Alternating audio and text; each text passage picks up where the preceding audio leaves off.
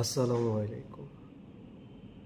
যারা প্রাইভেট কোম্পানিতে চাকরি করতেছেন তাদের জন্য দুটি কথা। আপনারা দুটি কাজ কখনোই করবেন না। প্রথমত, রাগের মাথায় কখনো জব ছাড়বেন না। এতে করে আলটিমেটলি আপনারই ক্ষতি হবে। যদি এমন সিচুয়েশান দাঁড়ায়, কোনো অজুহাতে একটু ছুটি নেন, নিরিবিলি নিজেকে সময় দেন, নিরিবিলি কোথাও বসুন, কোনো পার্কে বসুন কিংবা কোথাও বসুন, কিছু বাদাম কিনুন বা কিছু ঝালমুড়ি কিনে খান।